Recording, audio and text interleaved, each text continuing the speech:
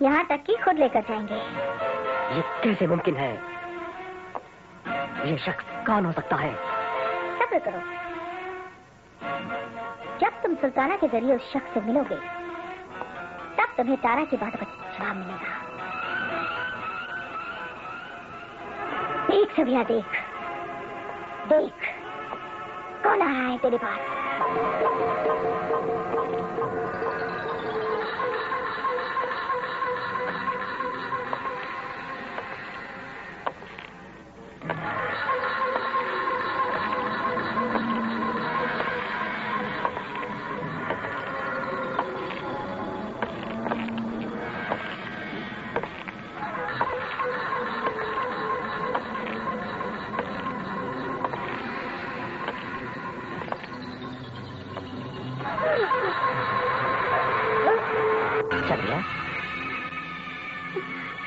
क्या हुआ सबिया?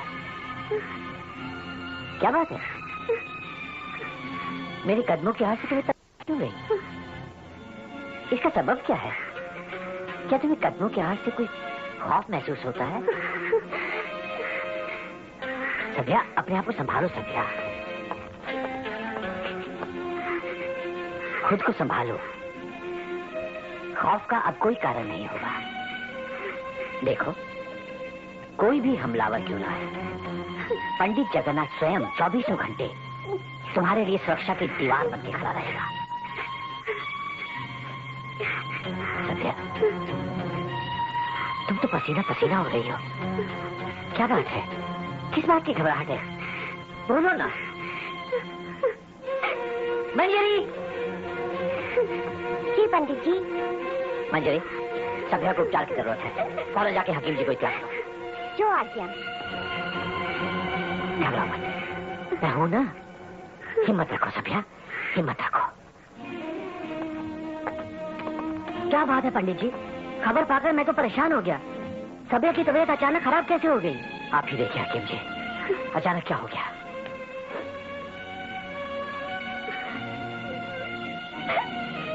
लगता है मेरे कदमों की आड़ से घबरा गई है। लेकिन हकीम जी, इसकी इतनी नाजुक हालत कैसे हो गई? पंडित जी, सदमे की वजह से इनकी दिमागी हालत बिल्कुल नाजुक हो गई है। जरा दवा देना। हर आहट इनके लिए खतरे का ऐलान बन जाती है। सब ठीक हो जाएगा सभ्या, ठीक हो जाएगा।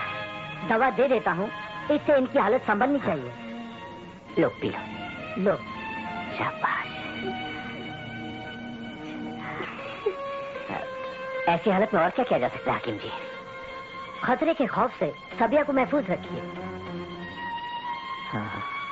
पंडित जी, मेरी तरफ से आप बेफिक्र रहिए। मेरी हिकमत के खजाने में जो भी इल्म होगा दांव पर लगा दूंगा। हिकमत मेरी, रहमत अल्लाह मियां की। रोड सिंह,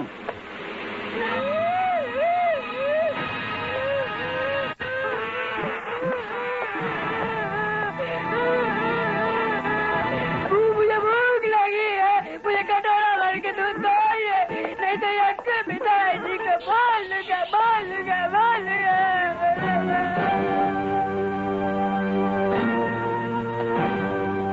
हाँ, अब तो ये होश में लाना ही पड़ेगा। देख, सामने मुसीबत आ रही है।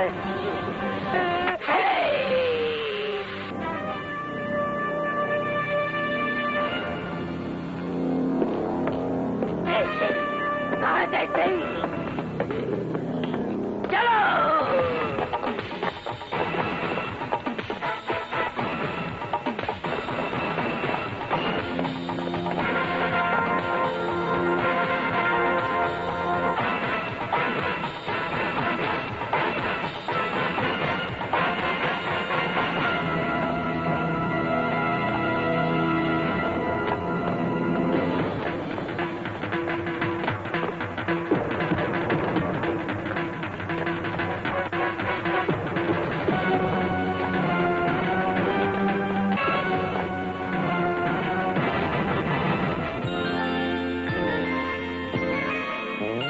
चंद्रकांता की कहानी ये माना है पुरानी। नौकर विजयगढ़ में थी तकरार, नौकर कथा जो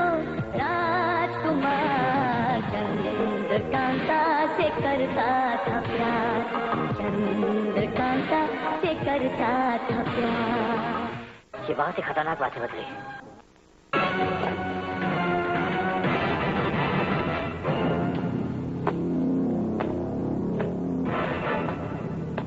लड़की, तूने यहाँ से किसी को जाते हुए देखा? हाँ, एक आदमी आया तूफान की तरह। कहाँ गया? वो गुफा की उस तरह से भाग गया। गुफा की उस तरह से भाग गया? और उसने तुमसे कुछ नहीं कहा, कुछ नहीं पूछा? मैंने तो उसे बाद में देखा। वो यहाँ आया, उसने मुझे यहाँ खड़े देखा, फिर अचानक पीछे से पकड़ लिया, फिर गर्दन पे खंजर रखे, पता नहीं उसने मुझ पर वार नहीं किया, फिर जोर से धक्का दिया और मैं गिर पड़ी, फिर वो भाग गया। तुम कौन हो? मेरा नाम रंभा है, मैं नर्तकी हूँ।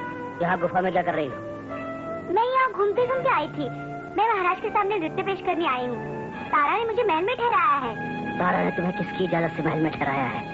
खुद महाराज की इजाजत से। उन्होंने मुझे तारा के जरिए महल में नृत्य करने की दावत दी है। पता नहीं ये सब क्या हो रहा है। मुझे फौरन पंडित जगन्नाथ को इसकी इत्तला देनी चाहिए।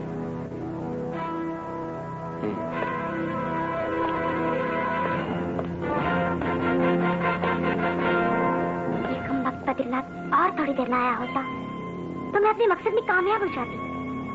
मैं तेज सिंह को छुड़ा कर ले जाती।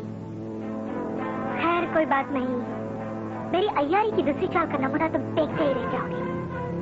तुम बद्रीनाथ हो या पंडित जगन्नाथ? 5, 12, 17, 13 फिर वही अनिश्चय। गुरु खड़ा मंगल के द्वारे सारे नक्षत्रों के दरवाजों पर ताले।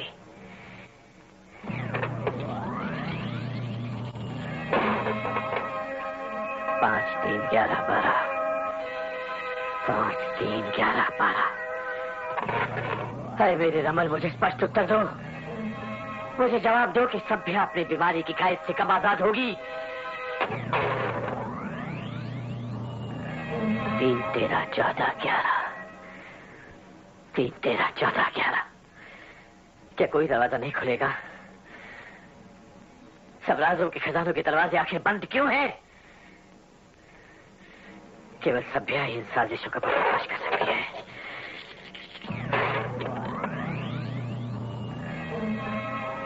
4, 2, 7, 9। 4, 2, 7, 9। इसी संख्या का तो मुझे इंतजार था। मिल गया। मेरे हर सवाल का जवाब मुझे मिल गया। अब मैं तारा को बेनकाब करूंगा। अब मेरे हर सवाल का जवाब मुझे मिलेगा। पंडित जी, किन किन सवालों का जवाब तलाश करेंगे? एक सवाल का जवाब मिलता है तो 10 खड़े हो जाते हैं। क्या बात है बद्री, तुमको ज्यादा ही परेशान लग रहे हो। हाँ पंडित जी, क्या बताऊं, एक के बाद एक नई दुर्घटना, एक नया हादसा। हुआ क्या? अभी अपने इस महल में दुश्मन का एक अय्यार दाखिल हो गया और वो तेज सिंह के उस तहखाने तक पहुंच गया जहां की रोशनी तक नहीं पहुंच सकती। उसे क्रूर सिंह का भेष धारण कर रखा था। उस तहखाने में तमाम लोगों को अपनी अय्यारी की ताकत से बेहोश कर दिया और वो तेज सिंह को आजाद करा के फरार होने वाला था कि अचानक मैं वहां पहुंच गया। फिर क्या हुआ? तभी मैंने देखा कि वहां एक और क्रूर सिंह मौजूद है। मैं समझ गया, हो ना हो दुश्मन का कोई अय्यार है। मैंने उसका पीछा किया और महाराज के मेहमान खाने तक पहुंचते पहुंचते अचानक गायब हो गया, हवा हो गया और उसकी जगह पर मुझे मिली एक नर्तकी, एक कन्या। नर्तकी कन्या? हाँ पंडित जी, उस अय्यार का जाना, गायब हो जाना और उसकी जगह पर उस नर्तकी का मिलना मुझे एक ही सिक्के के दो पहलू नजर आते हैं। हालांकि उस कन्या पर जाहिर हो चुका है कि मुझे उस पर शक है, लेकिन तब तक क्या किया जाए जब तक कि हम असली अय्यार को अपने शिकंजे में नहीं पकड़ लेते। तुमने उस नर्तकी कन्या से पूछा नहीं कि वो कौन है और शाही मेहमान खाने में क्या कर रही है? उसका जवाब ही तो मेरा यहाँ आने का सबब बना है। वो तारा की मदद से मेहमान खाने में मौजूद है और उसने महाराज के सामने अपना नृत्य प्रदर्शन करने की इजाजत भी ले ली है। तारा की मदद से महाराज के सामने नृत्य प्रदर्शन? ये बहुत ही खतरनाक बात है बदली। तुम फौरन उस नर्तकी की हकीकत पता करो और मुझे खबर करो। ठीक है, मैं इस गुत्थी को सुलझाता हूँ।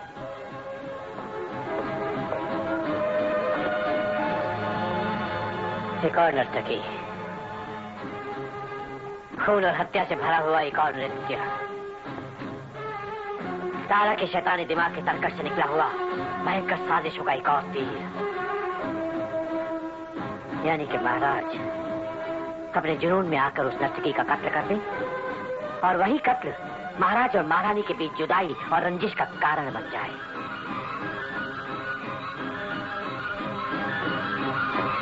और तारा का चुनारगढ़ की महारानी बनने का सपना पूरा हो जाए।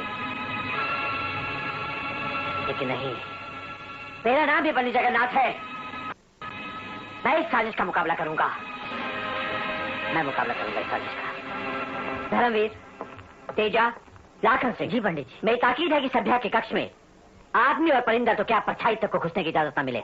जो क्या, तुम सब लोगों को और भी मुस्तैदी के साथ तैनात रहना होगा। मुझे पक्की खबर मिली है कि दुश्मन का कोई शातिर अय्यार महल में दाखिल हो चुका है। उस अय्यार की साठगांठ तारा के साथ हो सकती है। वो किसी भी शक्ल और किसी भी भेष में यहाँ घुसने की कोशिश करेगा। इसीलिए निगरानी सख्त से सख्त होनी चाहिए। निगरानी तो हम रखेंगे पंडित जी, और चौकन्ना भी रहेंगे। लेकिन कोई अय्यार अपना ही आदमी आके महल में दाखिल हुआ तो शनाख्त करना मुश्किल होगी। हाँ, तो ऐसा करते हैं, सुनो, मैं तुम्हें अल्फाजों का एक और धंधा समझाता हूँ, उसे याद रखना। जी पंडित जी।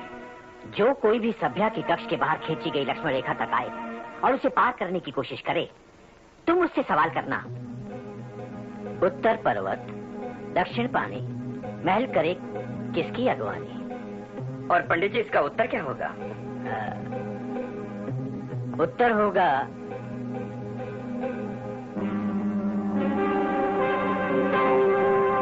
समझ गए ना? जी पंडित जी। इसे याद रखना जी। जिसका उत्तर मेरी कही मुताबिक होगा, केवल उसे अंदर जाने की इजाजत देना। जी, आपके आदेश के मुताबिक किसी को अंदर जाने दिया जाएगा। और जिसका उत्तर मेरे मुताबिक ना हो, उसे फौरन गिरफ्तार करके मुझे खबर करना। जी पंडित जी। एक और बात, सही उत्तर की जानकारी तारा को किसी भी हालत में नहीं मिलनी चाहिए। जी पंडित जी। असगर, क्या तुम कामयाब हुए? क्या उसने हमारा सौदा मंजूर किया? हाँ, उसने सौदे की मंजूरी दे दी, लेकिन ये काम मुमकिन हुआ सिर्फ सुल्ताना की वजह से। मैंने तुम्हें मेहनताने के जो 5000 सोने के सिक्के दिए थे, वो उसे दिए? उसने कबूल किए? हाँ, पेशगी के रूप में। लेकिन बाकी के 5000 काम हो जाने के बाद हमें फौरन देने पड़ेंगे। यकीन जानो, मुझे बिल्कुल भरोसा नहीं कि हमारा ये कदम इतना कारगर सिद्ध होगा। उसके ठिकाने की जानकारी तो किसी को नहीं थी, लेकिन सुल्ताना ने अपने खास जरियों के मार्फत ये पता किया कि वो अगर हमें मिल सकता है तो सिर्फ बागंबरी गुफा में। बागंबरी गुफा? वो कहाँ है? उत्तरी पहाड़ों की कंदराओं में बहुत ही खतरनाक और भयानक रास्ता है। उस जैसा इंसान ही उन पहाड़ों और कंदराओं के बीच में रह सकता है, कोई मामूली इंसान नहीं। लेकिन वो हमें वहां नहीं मिला। वो तो वहां से बल्लमगढ़ गया हुआ था, वो हमें वहां मिला। चलो, इस बात का संतोष है कि वो हमें मिल गया।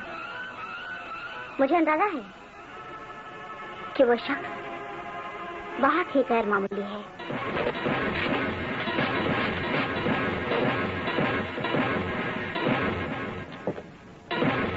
मेरा अंजाम बहुत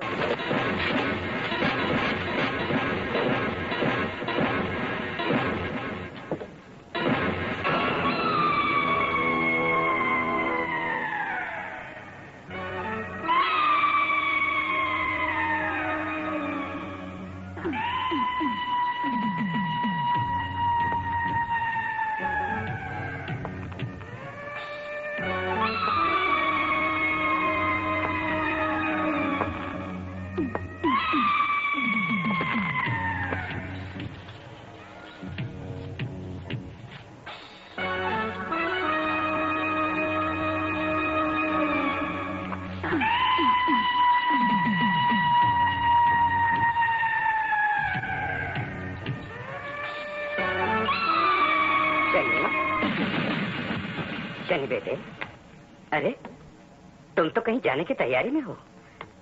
कहाँ जा रहे हो बेटे? ओहो, अपने भाई जगन्नाथ से मिलने चुनारगढ़। लगता है आज शायद सूरज पश्चिम से निकला है। आयुष्मान भव, आयुष्मान भव। बड़ी खुशी की बात है। यानी तुम दोनों भाई जगन्नाथ और तुम्हारे बीच जो रंजिश थी उसे तुमने भुला दिया। आखिर वो तुम्हारा सगा भाई है। जरूर जाओ, प्रेम से जाओ। जगन्नाथ तुमसे मिलकर बहुत खुश होगा। जाओ बेटे जाओ, मेरा आशीर्वाद तुम्हारे साथ है।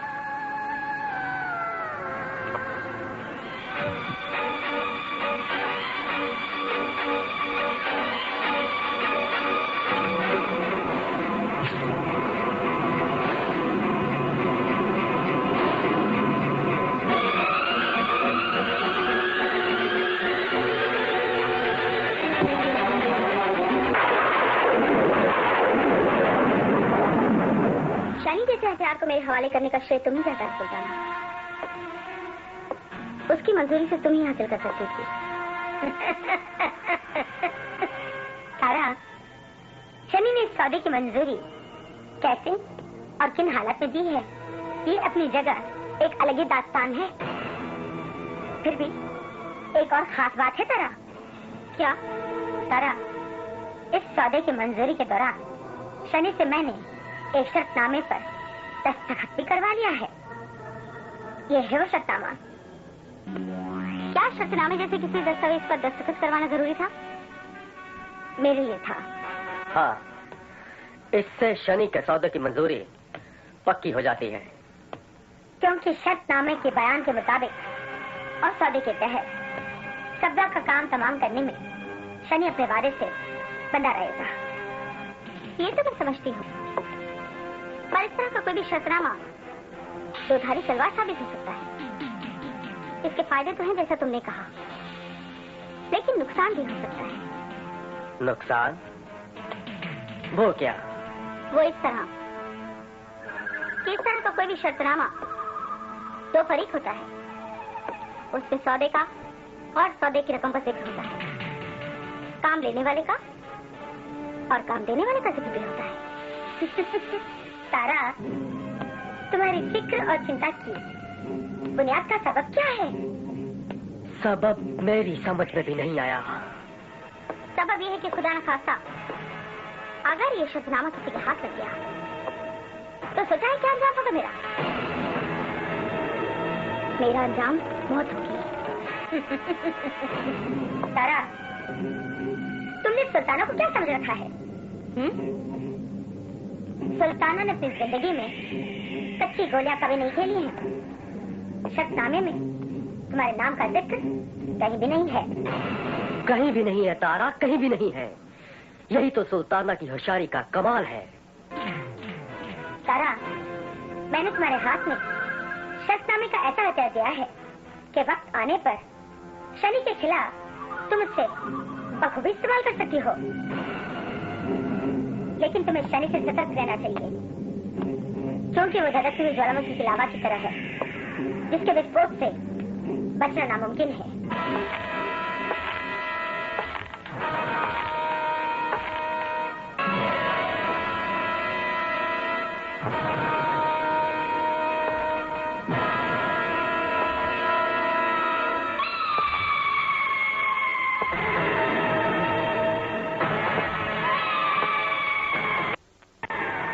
शनि, तुम आ गए। हम सब बेसब्री से तुम्हारा इंतजार कर रहे थे। तारा, वक्त जाया मत करो, सीधे सीधे मकसद की बात करो। शनि, ताकत, दौलत और कुर्सी की बिसात पर सभी एक खास मोहरा है। मुझसे संबंधित एक नाजुक राज उसके पास है, जिसका अगर पर्दाफाश तो महाराजा शिवदत्त मेरे लिए मौत का फरमान जारी कर देगा। वो पंडित जगन्नाथ उस रात के ताले को अपने शातिर दिमाग की कुंजी से खोलने पर आमादा है। शनि, उस ताले की कुंजी है सभ्या। शनि, मेरी बात ध्यान से सुनो। सभ्या महारानी के बहुत ही करीबी और मुंह बोली बहन है। शनि, तुम उससे पहचाना चाहते हो? ये देखो,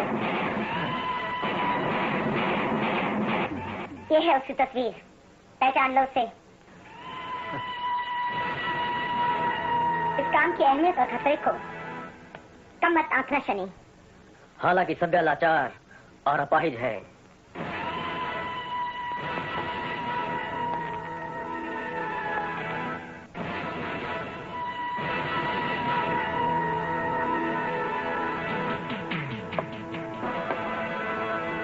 शनि, इसकी हत्या करना इतना मामूली काम नहीं है।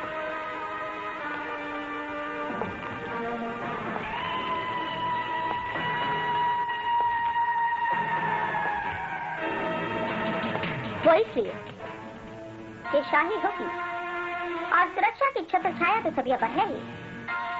वो पंडित जगन्नाथ के करीब भी बहुत है। उसका नाम लेते हुए उनकी जबान नहीं थकती। हर वक्त उनकी जबान पर उसी का नाम रहता है।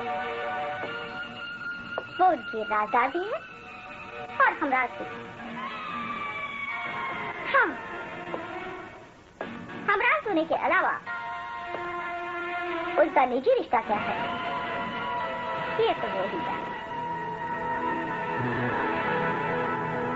सभ्या के साथ अपने रिश्ते से जो खुशी तुम्हें हासिल होती है जगन्नाथ, वो मुझे गवारा नहीं।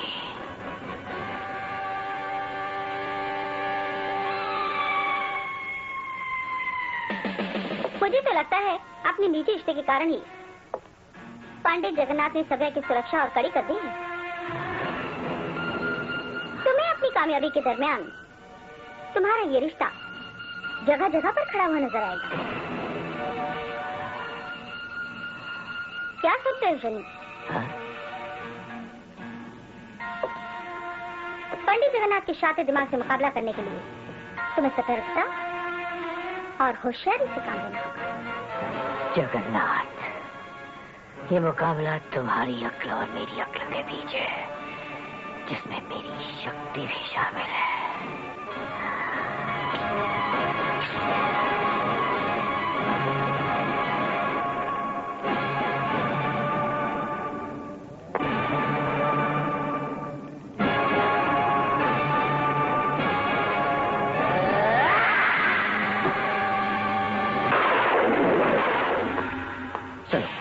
तुम सब लोग ध्यान देकर मेरी बात सुनो। आज की रात भयानक षड्यंत्रों और गैर मामूली खतरों की रात हो सकती है, इसीलिए तुम सब लोगों का चुस्त और चौकन्ना रहना बेहद जरूरी है। जी पंडित जी। लाखन, पूरब की तरफ पहरेदारों की संख्या को दुगना कर दिया जाए और उत्तर की तरफ थोड़ा निगरानी बढ़ा दी जाए। जी। तुम्हें वो शब्दों का गोल धंधा याद है ना? जी पंडित जी, अच्छी तरह याद है। भूलना नहीं।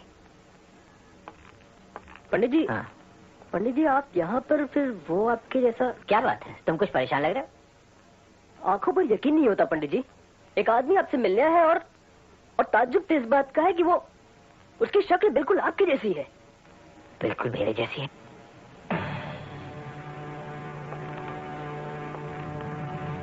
कहिए। पंडित जी, मैंने उससे बहुत पूछा, उसके बारे में दरियाफ्त करने की कोशिश भी की, लेकिन वो था कि जबान ही खोलने को तैयार नहीं था। बस ये कुछ लिख कर दिया है कि वो आपसे मिलना चाहता है।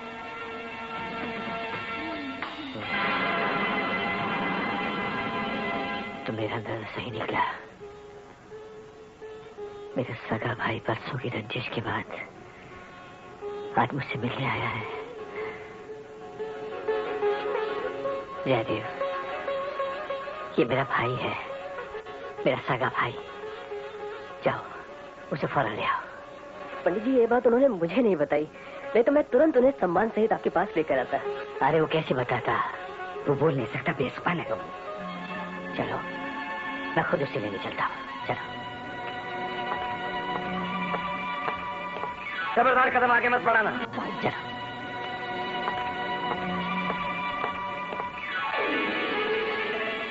शनि,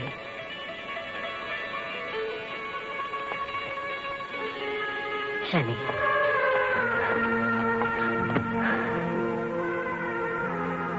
शनि मेरे भाई, इतने बरसों बाद, एकाएक कितने बरसों बाद आखिर तुझे अपने भाई की याद आई गई। उसको से तकरार की वजह से जो एक गलतफहमी पैदा हुई, उससे तो तूने मुझे अपने दिल से ही फेंक दिया और कभी याद नहीं किया, आज तक कभी भी नहीं। शनि, मैंने तुझे कभी नहीं बुलाया, हमेशा तेरी याद को अपने सीने से लगा कर रखा। हाँ शनि, उस पुरानी तकरार, उस गलतफहमी और रंजिश को भुलाकर मेरे गले से लग जा। हाँ शनि,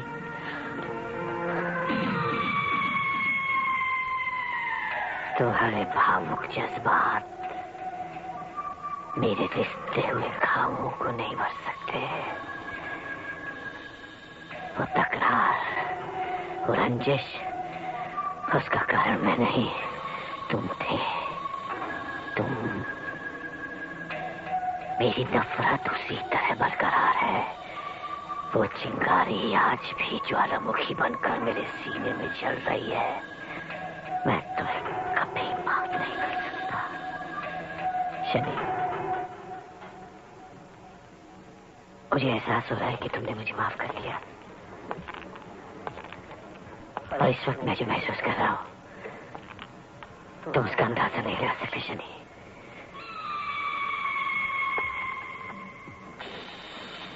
लेकिन शनि, ये तेरा ताना बाना मेरी समझ में नहीं आया।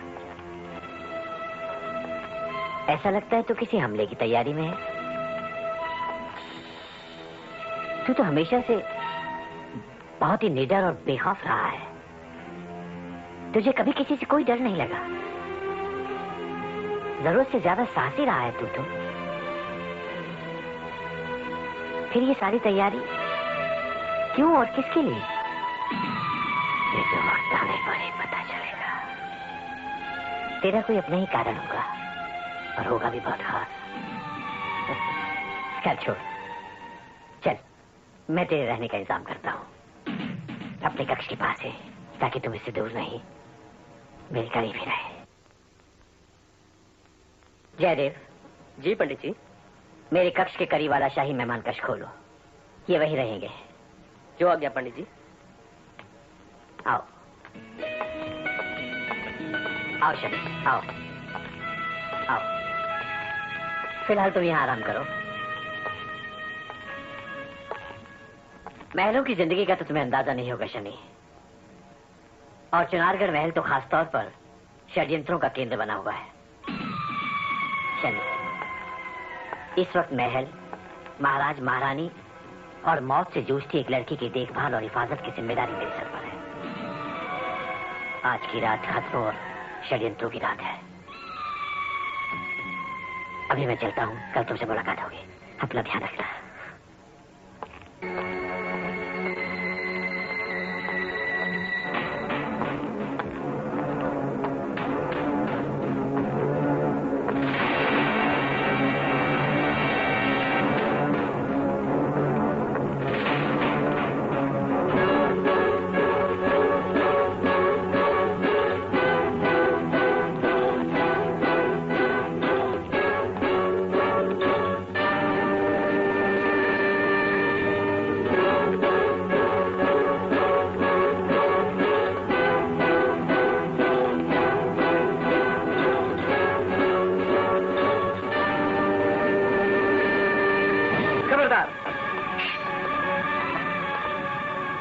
लक्ष्मण रेखा है, यहाँ से आगे बढ़ने की इजाजत नहीं है।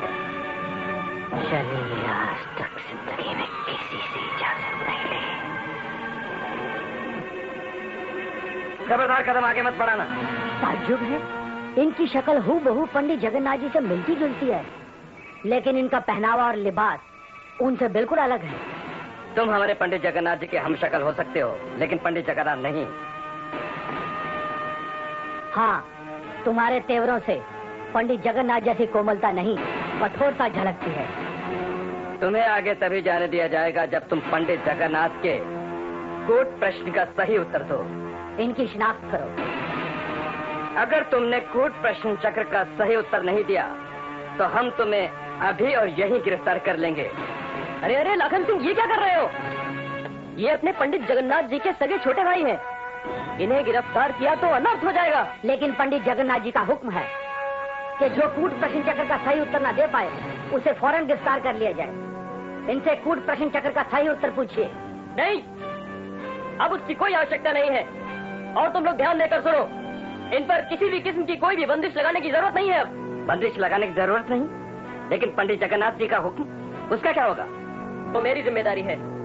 तुम लोग इनके मार्ग में किसी भी किस्म की विघ्न नहीं डालोगे। और श्रीमन, आप जहां भी आना जाना चाहें, शौक से आ जा सकते हैं। रुक जाओ, रुक जाओ, रुक जाओ।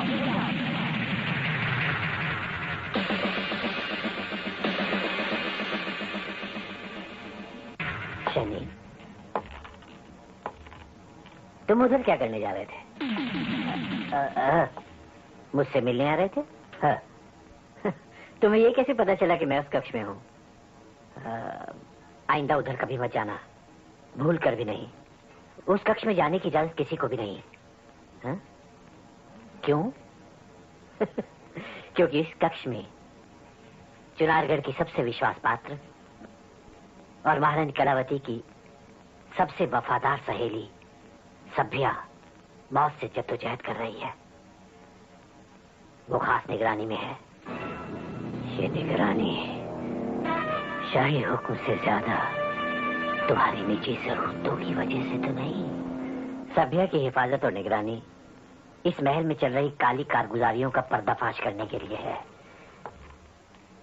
जो उसकी सुरक्षा से ही मुमकिन हो सकता है।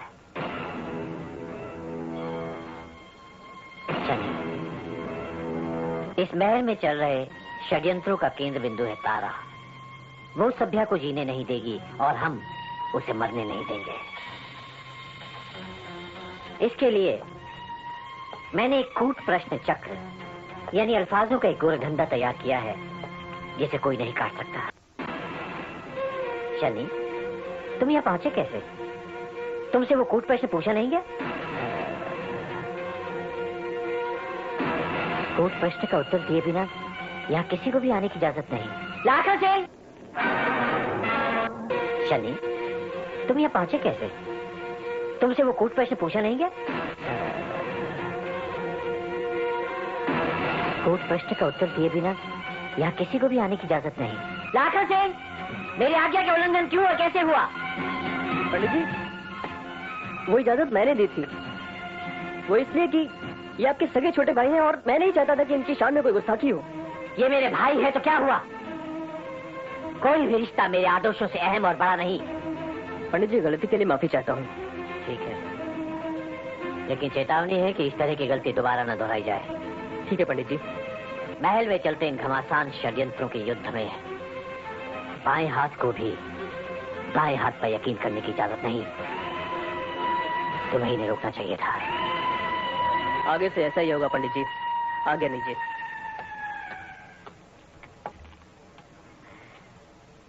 तुम्हें शायद मेरी बात बुरी लगी कि मैंने तुम पर भी पाबंदी लगा दी। तुम पर किसी किस्म की शंका करने का तो प्रश्न ही पैदा नहीं होता। तुम तो मेरे अपने हो, मेरे सगे भाई हो तुम। तुम्हें मेरे आदेश बुरे लगे होंगे, हाँ? चलो ठीक है, मैं तुम्हें प्रश्न चक्र के उत्तर स्वयं ही बताए देता हूं। उत्तर है, बताओ, ये मेरे काम ही आएगा सभ्या तक पहुंचने के लिए। लेकिन तुम्हें उत्तर बताने का फायदा क्या है? तुम उसे बोलकर बता तो नहीं पाओगे? लिख के बताओगे? लेकिन सभ्या के कक्ष में तुम्हें जाने की जरूरत ही क्या है? तुम्हारा सभ्या से क्या लेना देना, हाँ? तुम्हें कूट प्रश्न का उत्तर बताने का कोई फायदा नहीं है ना? अच्छा, हाँ?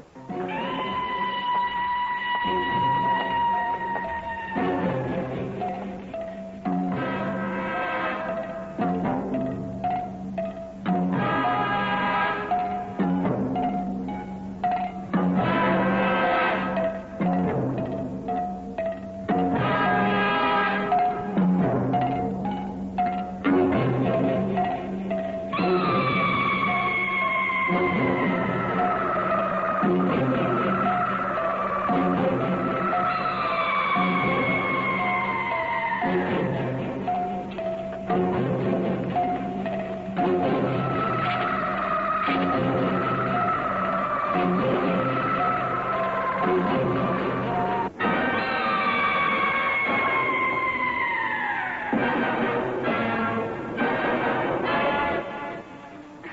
तो दम घुट रहा है। मैं तो उस मौके के इंतजार में हूँ जब मैं... क्या बात है रंभा? किस बात का इंतजार है तुम्हें? किस उलझन में पड़ी हो? मेरी उलझन की वजह मेरी घबराहट है। घबराहट? कैसी घबराहट? आज का ये खास मौका, आज मुझे महाराज के सामने नाचने का ये सुनहरी मौका मिला है। इस बेपनाह खुशी के इंतजार में घबराहट का दाखिल होना लाजमी है ना तारा? पर रंभा, अगर घबराहट तुम पर तारी हो गई तो तुम्हें खुशी नहीं, मायूसी हासिल होगी। इसलिए अपनी घबराहट पर काबू रखो और इंतजार करो उस वक्त का जिसमें एक वक्फा सिर्फ 1 घंटे की दूरी है। तुम्हारे नृत्य से खुश होकर महाराज तुम्हारी जिंदगी को बदल देंगे।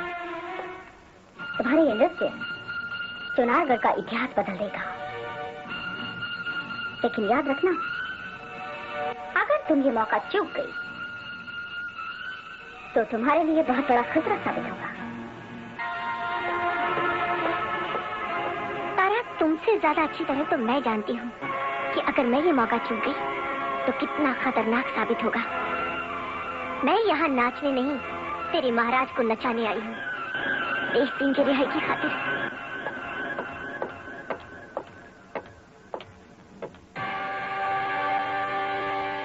ये कहाँ जा रही है? बद्री,